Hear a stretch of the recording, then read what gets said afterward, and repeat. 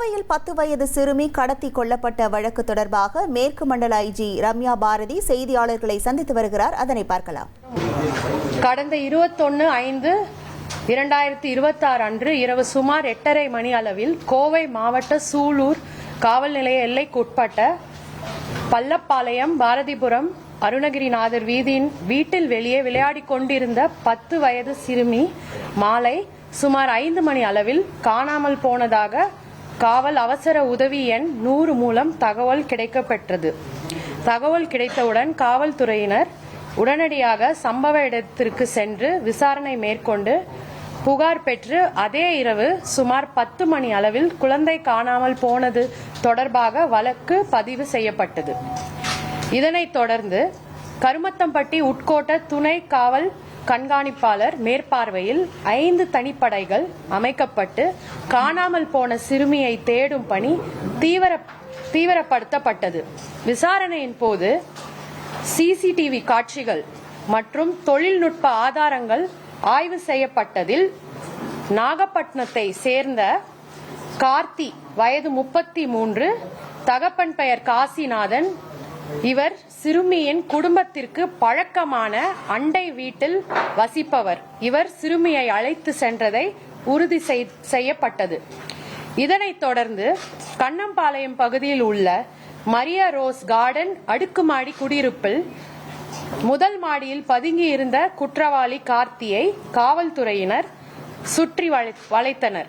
அப்போது காவல்துறையினரிடமிருந்து தப்பிக்க முயன்ற அவர் மேல் மாடியில் இருந்து குதித்ததில் அவருக்கு வலது கை மற்றும் வலது காலில் முறிவு ஏற்பட்டது. பின்னர் அவர் கைது செய்யப்பட்டார். விசாரணையில் குற்றவாளி கார்த்தி சிறுமியை ஆசை வார்த்தை கூறி ஏமாற்றி அழைத்து சென்று பாலியல் வன்கொடுமை செய்து பின்னர் கண்ணம்பாளையம் குளம் அருகில் உள்ள தென்னந்தோட்டத்தில் கொலை செய்ததை ஒப்புக்கொண்டார். மேலும் நடைபெற்ற விசாரணையில் பாரதிபுரம் பள்ளப்பாளையத்தை சேர்ந்த மோகன் வயது 30, தகப்பன் பெயர் ராமசாமி என்பவர் முக்கிய குற்றவாளிக்கு உறுதுணையாக இருந்தது தெரிய வந்தது. இதனை அடுத்து அவர் கைது செய்யப்பட்டு நீதிமன்ற காவலுக்கு அனுப்பப்பட்டார். கைது செய்யப்பட்ட கார்த்தி தற்போது கோவை அரசு மருத்துவக் கல்லூரி மருத்துவமனையில் சிகிச்சை பெற்று வருகிறார். இவ்வழக்கு சிறுமி மீதான பாலியல் வன்கொடுமை தொடர்புடையது என்பதால் வழக்கில் போக்சோ சட்டப்பிரிவுகளின் கீழ் அவர்கள் மீது கடுமையான நடவடிக்கை எடுக்கப்படும். முதல்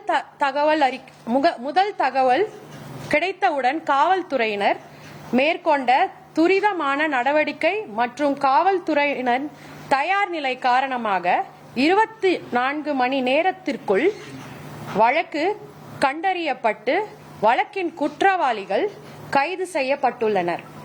மேலும் பாதிக்கப்பட்ட குடும்பத்திற்கு விரைவாக அரசின் தரப்பு நிவாரண உதவி தொகை கிடைக்க எல்லா நடவடிக்கைகளும் மேற்கொள்ளப்பட்டு வருகின்றது. 1,28,00,000 மனங்களை வென்ற தந்தி டிவி யூடியூப் சேனல். தவிர்க்க முடியாத தம்ப்நெயில், கலக்கலான கான்டென்ட்ஸ். நீங்களும் இந்த குடும்பத்தில் இணைய இப்பவே சப்ஸ்கிரைப் பண்ணுங்க. அசுரபலம் கொண்ட எங்கள் டிஜிட்டல் கரங்களில் உங்கள் விளம்பரங்களை சேர்க்க வாட்ஸ்அப் பண்ணுங்க.